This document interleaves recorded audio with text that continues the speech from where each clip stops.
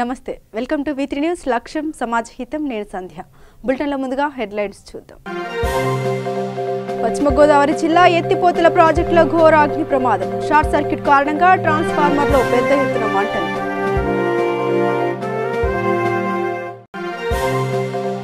Visakhapatnam beach రోడ్లో మాజీ మంత్రి కుమారుడు హల్చల్ మద్యం సేవించి అతివేగంగా వాహనం డ్రైవ్ పొట్టి శ్రీరాములు విగ్రహాన్ని ఢీకొట్టిన వాహనం మెదక్ జిల్లాలో కలెక్టర్ ధర్మారెడ్డి పర్యటన అబాది సర్వే పకడ్బందీగా నిర్వహించాలని అధికారులకు సూచన డీటెయిల్స్ చూద్దాం. విశాఖపట్నం బీచ్ రోడ్లో టీడీపీ మాజీ మంత్రి బండారు సత్యనారాయణ కుమారుడు అప్పలరాజు హల్చల్ చేశాడు. మద్యం సేవించి అతివేగంతో వాహనం డ్రైవింగ్ చేయడంతో అప్పలరాజు కారు 2 ద్విచక్ర వాహనాలను ఢీకొట్టింది. ఈ ఘటనలో 2 వీలర్ నడుపుతున్న యువకుడికి తీవ్ర గాయాలయ్యాయి. అంతేకాకుండా అతివేగానికి వాహనం డివైడర్పై నుండి దూసుకెళ్లి పొట్టి శ్రీరాములు విగ్రహాన్ని ఢీకొట్టింది. దీంతో అక్కడే ఉన్న స్థానికులు మాజీ మంత్రి కుమారుడికి దేహశుద్ధి చేశారు.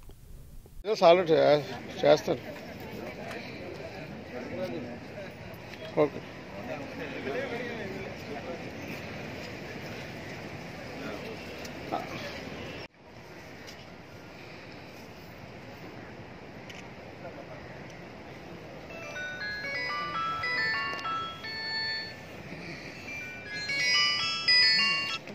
పొట్టి శ్రీరాముల విగ్రహం దగ్గర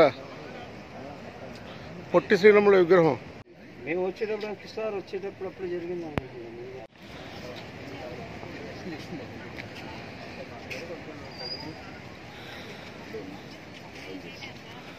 సార్ బాబు కొంచెం లిగం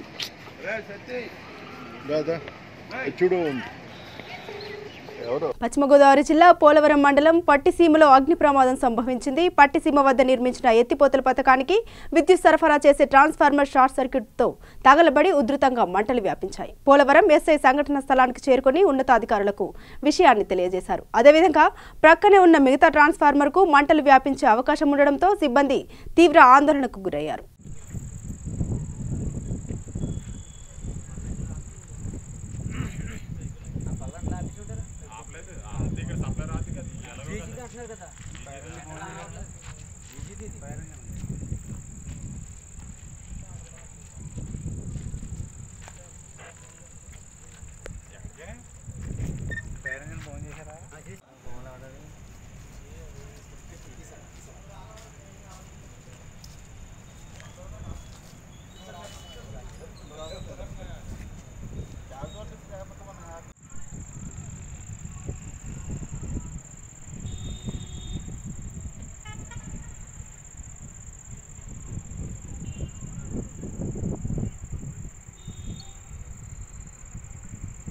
చిత్తూరు జిల్లా రేణిగుంట రైల్వే స్టేషన్లో ప్రయాణికులు ధర్నాకు దిగారు. యశ్వంత్పూర్ నుండి హౌరా వెళ్లవలసిన అంగా ఎక్స్ప్రెస్ రైల్ ఆలస్యం పట్ల ప్రయాణికులు అసహనం వ్యక్తం చేశారు. మరికొద్దిసేపట్లో ప్లాట్ఫామ్ వద్దకు వస్తుందని అధికారులు ప్రకటించి నిమిషాలు గడిచినా రైలు రాకపోవడంతో అధికారుల ప్రకటనపై ప్రయాణికులు ఆగ్రహానికి గురయ్యారు. సుమారు 500 మంది ప్రయాణికులు స్టేషన్ మాస్టర్ గది వద్ద ధర్నాకు దిగారు.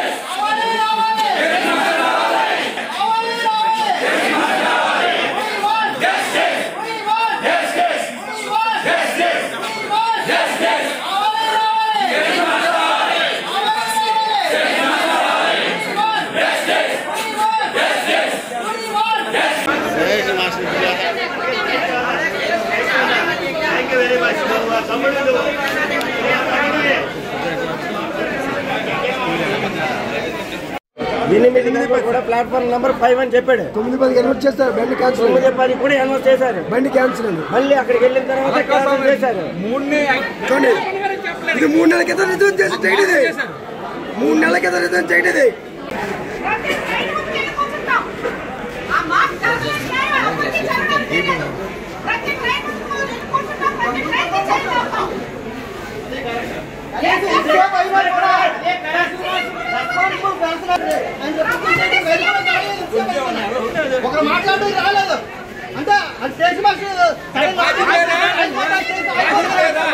తూర్పుగోదావరి జిల్లా మామిడి కుదురు మండలం ఓఎన్జీసీ సమీప ప్రాంతాల్లో అకస్మాత్తుగా మంటలు చెలరేగాయి. దీంతో చుట్టుపక్కల ప్రజలు తీవ్ర భయాందోళనకు గురయ్యారు. సమాచారం అందుకున్న ఓఎన్జీసీ సిబ్బంది మంటలను అదుపు చేసే ప్రయత్నం చేశారు. దీంతో స్థానికులు ఊపిరి పీల్చుకున్నారు. ప్రమాదానికి గల కారణాలు ఇంకా తెలియాల్సి ఉంది.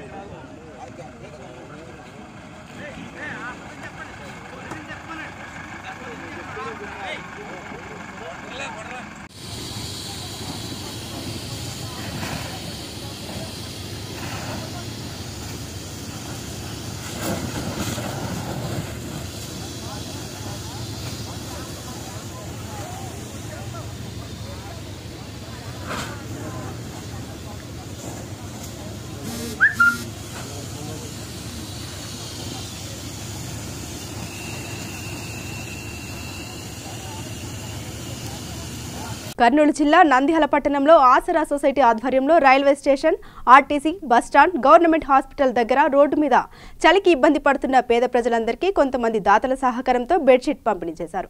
ఈ సందర్భంగా అధ్యక్షులు షేక్ బాబా ఫక్రుద్దీన్ మాట్లాడుతూ ఆసరా సొసైటీ తరపున పేద ప్రజలకు దుప్పట్లు పంపిణీ చేసినందుకు దాతలకు ధన్యవాదాలు తెలిపారు. ఈ కార్యక్రమంలో ఆసరా సొసైటీ ఉపాధ్యక్షులు అశోక్, సెక్రటరీ మస్తాన్ దాదా, ట్రెజరర్ రఫీ తదితరులు పాల్గొన్నారు. నమస్కారం. ఈరోజు Asara health and education welfare society తరపున రోడ్ సైడు పడుకున్న బీద వాళ్లకు, పూర్ పీపుల్స్కు, యాచకులకి వాళ్ళు ఈ చలికాలం మొదలైనందువలన వాళ్లకు దాతల సహకారంతో మన ఆసరా సొసైటీ తరపున విరాళాలు సేకరించి పూర్ పీపుల్స్కు ఈరోజు దుప్పట్లు పంచుతున్నాము.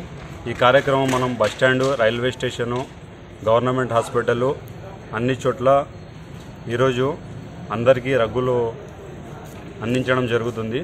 ఈ కార్యక్రమానికి సహకరించినటువంటి ప్రతి ఒక్క దాతకి మరియు మా ఆసరా టీం సభ్యులకి అందరికీ నా హృదయపూర్వక ధన్యవాదాలు తెలియజేసుకుంటున్నాను.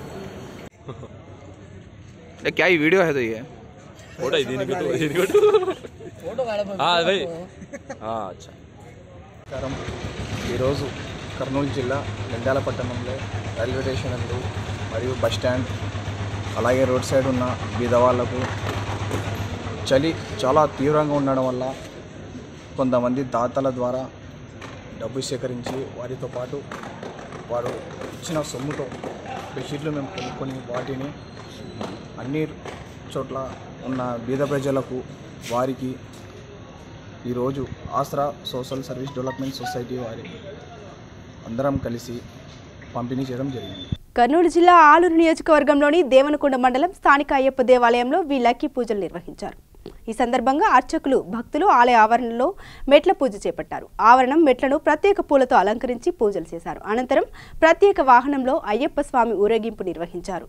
ఈ కార్యక్రమంలో పెద్ద ఎత్తున మహిళలు, గ్రామ ప్రజలు పాల్గొన్నారు.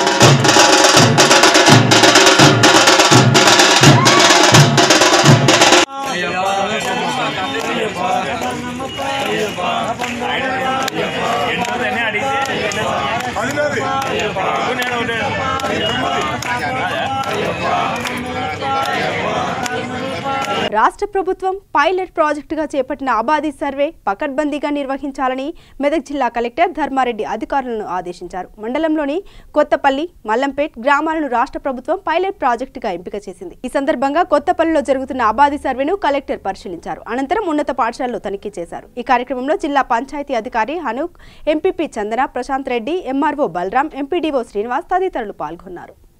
ఒక్కరికే కాదు 9th వాళ్ళకి కూడా చెప్పండి. అంటే క్యారియర్ గైడెన్స్ అంటే మీరు ఈ 10వ తరగతి దాటిన తర్వాత ఏం అవుదాం అనుకుంటున్నారు, ఏం చదువుదాం అనుకుంటున్నారు అనే దాన్ని బట్టి మీరు ఇప్పుడే నిర్ణయించుకోవాల్సి ఉంటుంది. మీరు ఇప్పుడు నిర్ణయించుకుంటే మీరు డాక్టర్ అవుదాం అనుకుంటే వాళ్ళకి, లేకపోతే ఒక వ్యవసాయ అధికారి అవుదాం అనుకున్న వాళ్ళకి వాళ్ళు బైపీసీ అంటే biology science, physical science, chemistry ఈ 3 తీసుకోవాల్సి ఉంటుంది. అంటే మీరు ఇంటర్మీడియట్లో ఏదో ప్రత్యేకమైన సబ్జెక్టులు తీసుకోవాలి. అన్ని సబ్జెక్టులు ఇప్పుడు 10th క్లాస్లో చదివినట్టుగా అన్ని సబ్జెక్టులు తీసుకోవాల్సిన అవసరం ఉండదు. ఇంటర్మీడియట్లో ప్రత్యేకమైన సబ్జెక్టులు తీసుకోవాలంటే మీకు ఏ ఫీల్డ్ మీద, ఏ సబ్జెక్ట్ మీద మీకు ఇంట్రెస్ట్ ఉందో అటువంటి సబ్జెక్ట్ని మీరు ఎన్నుకోవడానికి కొరకు, అట్లాగే మీరు ఫ్యూచర్లో ఏం అవుదాం అనుకున్నారు అంటే ఒక డాక్టర్ అవుదాం అనుకున్న ఒక ఆయన ఉంటాడు, ఆయన ఒక రకమైన సబ్జెక్టు తీసుకోవాల్సి ఉంటుంది. ఇంకొక ఆయన ఇంజనీర్ అవుదాం అనుకుంటాడు, ఆయన ఒక రకమైన సబ్జెక్టు తీసుకోవాల్సి ఉంటుంది. ఇంకొక ఆయన చార్టర్డ్ అకౌంట్ అవుదాం అనుకుంటాడు, ఆయన ఒక రకమైన సబ్జెక్టు తీసుకోవాల్సి ఉంటుంది. అట్లాగే టీచర్ అవుదాం అనుకుంటాడు, ఇంకొకటి తీసుకోవాల్సి ఉంటుంది. అట్లా రకరకాల సబ్జెక్ట్స్ చూజ్ చేసుకోవడానికి కొరకు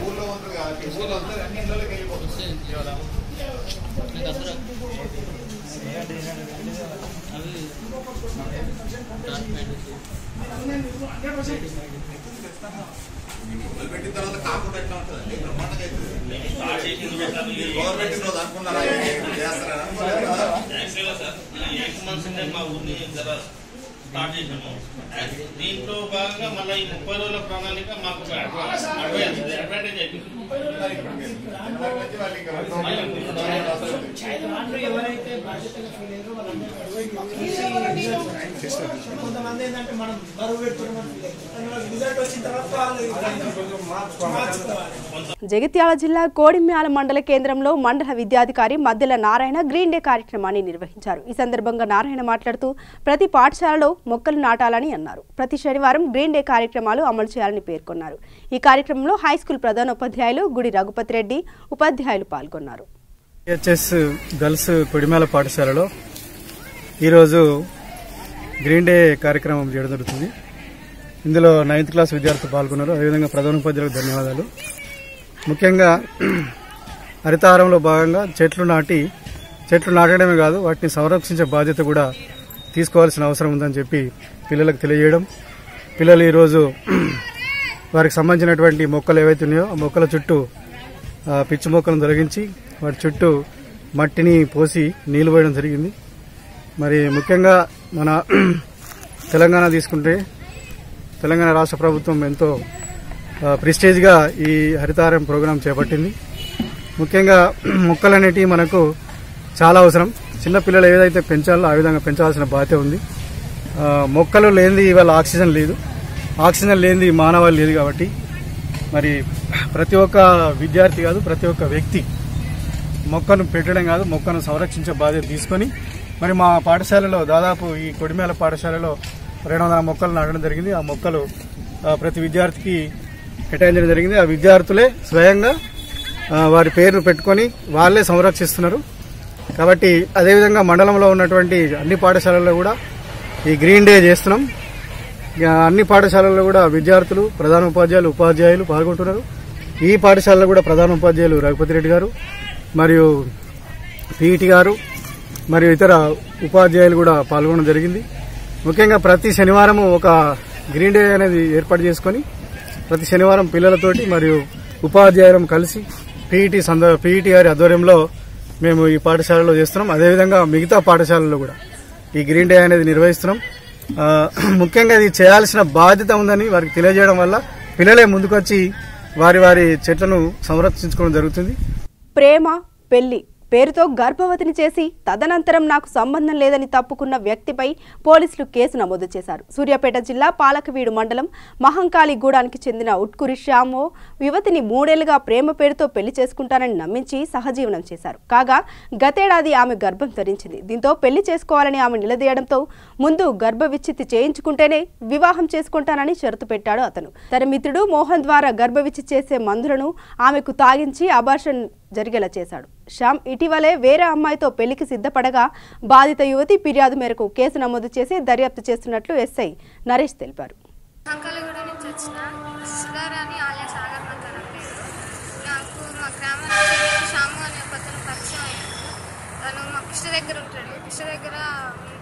దగ్గరికి బట్టలు ఎత్తుకపోతే నాకు నెంబర్ ఇచ్చిండు.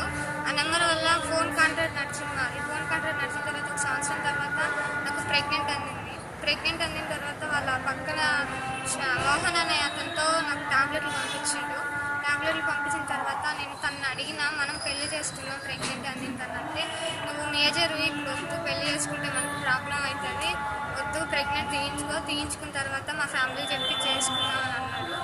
అంటే సరేలే అని నేను ప్రెగ్నెంట్ తనే తీయించిండు. అబోర్షన్ అయిపోయింది. నాకు టాబ్లెట్లు ఇచ్చిండు. తర్వాత చేసుకోమంటే నాకు జాబ్ రావాలి, జాబ్ వచ్చినాక సెటిల్ అయినాక మా ఇంట్లో చెప్పుకుందాం చేసుకుందాం అని అన్నాడు. సరే అనేసి నేను సరేలే మరి అనేసి ఫోన్ కాంట్రాక్ట్ నడిచిన తర్వాత తీరా వాళ్ళ మద్దతుతో ఎంగేజ్మెంట్ చేసుకున్న తర్వాత ఇప్పుడు ఫోన్ చేసి నన్ను పెళ్లి చేసుకోవాలని అడిగితే, నేను చేసుకోను నిన్ను, నాకు ఆల్రెడీ ఎంగేజ్మెంట్ అయిపోయింది, నాకు అవసరం లేదని చెప్పేసి నా నెంబర్, నేను ప్రతి ఒక్క నెంబర్ నుంచి ఫోన్ చేస్తున్నా, నెంబర్ బ్లాక్ లిస్ట్లో పెడుతుండ్రు. ఏ నెంబర్ నుంచి చేసినా హలో నేను సాగర్ మత్తని అని అనగానే బ్లాక్ లిస్ట్లో పెడుతుండు, ఫోన్ మాట్లాడట్లేదు. ఫోన్ కాంట్రాక్ట్లో బిజీ పెట్టేసిన తర్వాత ఇట్లా మా ఊర్లో పంచాయతీ పెట్టించిన తర్వాత కూడా వాళ్ళు విన్న తర్వాత పాలకీడు వచ్చి కేసు వేసిన తర్వాత తనతో ఆ రోజు మాట్లాడి చేసిన తర్వాత ఒక 24 గంటలు తనకు టైం ఇచ్చిర్రు. 24 గంటలు కాకుండా ఒక 3 days తీసుకుర్రు టైం. 3 days తీసుకున్న తర్వాత మళ్ళీ రెండో పిటిషన్ వేస్తానికి పోయినప్పుడు మళ్ళీ తనతో మాట్లాడిన తర్వాత తను ఒప్పుకొని అన్న తర్వాత మళ్ళీ టైం మీరు పోయి మాట్లాడుకొని బయట అన్నప్పుడు వాళ్ళు మా దగ్గరికి రాలేదు, మాకేం చెప్పలేదు. ఇంతసేపు అయినా కానీ మాకేం రెస్పాన్స్ ఇవ్వలేదని నేను అక్కడ తిరిగినా చేసినా, నేను ఇక్కడికి వచ్చినా కానీ నిన్న మమ్మల్ని చాలాసేపు ఇక్కడ నుంచో పెట్టిరు. వాళ్ళు పాలకీడేసి నేర్చాలని రమ్మని 10:30 దాకా మమ్మల్ని అక్కడే ఉంచి ఫోన్ ఎత్తకోకుండా మీరు 2 సార్లు 3 సార్లు ఫోన్ చేసినా ఫోన్ ఎత్తలే. తర్వాత బిజీ వచ్చినాక వెళ్ళిపోయినాక కూడా ఇంతవరకు నాకు ఏం రెస్పాన్స్ రాలేదు. ఇక్కడికి వచ్చినా కానీ నిన్న మొత్తం ఇక్కడ నైట్ 9-8 దాకా 7 దాకా ఇక్కడనే ఉంచారు. నాకు ఏం న్యాయం చేయలేదు. ఇంతవరకు వచ్చిన న్యాయం కోసం నాకు ఏ న్యాయం చేస్తారో అంత. సిద్దిపేట జిల్లా గజ్వేల్ మండలం బయ్యారం గ్రామంలో రోడ్డు ప్రమాదం సంభవించింది. 15 మంది కూలీలతో వెళ్తున్న ఆటో అదుపు తప్పి బోల్తా పడింది. ఈ ఘటనలో ప్రయాణికులంతా గాయాల పాలయ్యారు. క్షతగాత్రులను హుటాహుటిన గజ్వేల్ ప్రభుత్వ ఆసుపత్రికి తరలించారు. క్షతగాత్రులు మెదక్ జిల్లా నిజాంపేట గ్రామానికి చెందిన వారిగా గుర్తించారు పోలీసులు. సమాచారం అందుకున్న గజ్వేల్ మున్సిపల్ చైర్మన్ భాస్కర్ క్షతగాత్రులను పరామర్శించి మెరుగైన వైద్యం కోసం కొందరిని గాంధీ ఆసుపత్రికి తరలించారు.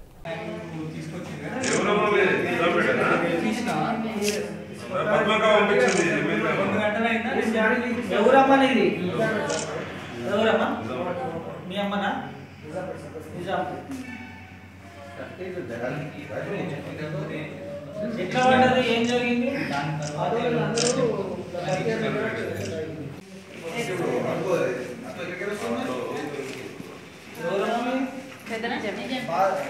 అందరు నిజాం పెడదా పత్తేరికి వస్తుందా బాగా నిజాం పెట్టి అందరు నిజాం పెట్టినా పద్మక్క పంపించింది పద్మదేవేంద్ర గారు పిఏ నేను భాస్కర్ అన్న గజ్వేట్ చైర్మన్ గారు పద్మక్క పంపించింది ఇప్పుడు మీకు ఏమైందా ఏం కావాలన్నా అని చూసుకోమని చెప్పింది డాక్టర్ గారు కూడా వచ్చిందా ఇవాళ ఆల్రెడీ ఫ్రాక్చర్ ఉందని ఎక్స్రే తీసినామండి ఎక్స్రే తీసినాము ఒక ఫ్రాక్చర్ ఉందని చెప్పిన ఆల్రెడీ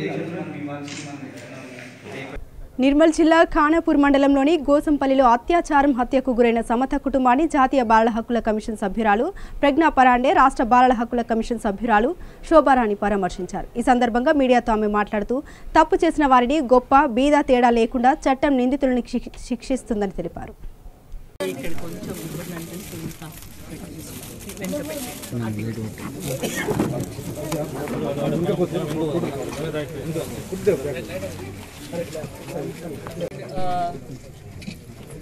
జాతీయ బాల సంరక్షణ ఆయోగ్ సదస్యురాలుగా జువెనైల్ జస్టిస్ యాక్ట్ని ఇంప్లిమెంట్ చేసేయడానికని గత 8 నెలల క్రితం అడిషనల్ సెక్రటరీ కుల వివక్ష చూపెట్టడం అయింది అని ఒక బాధ.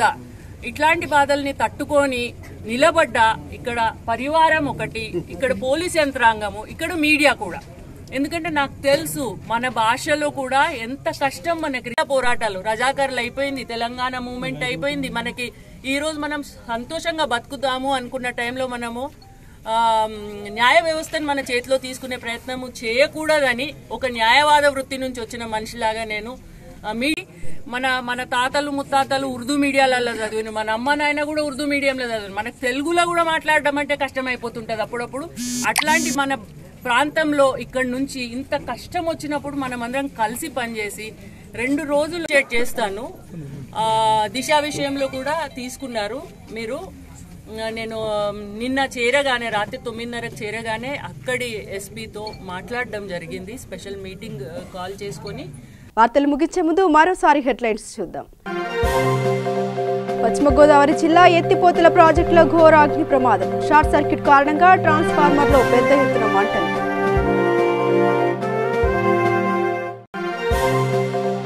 విశాఖపట్నం బీచ్ రోడ్లో మాజీ మంత్రి కుమారుడు హల్చల్. మద్యం సేవించి అతివేగంగా వాహనం డ్రైవ్. పొట్టి శ్రీరాములు విగ్రహాన్ని ఢీకొట్టిన వాహనం.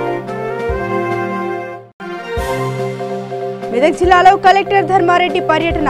అబాదీ సర్వే పకడ్బందీగా నిర్వహించాలని అధికారులకు సూచన.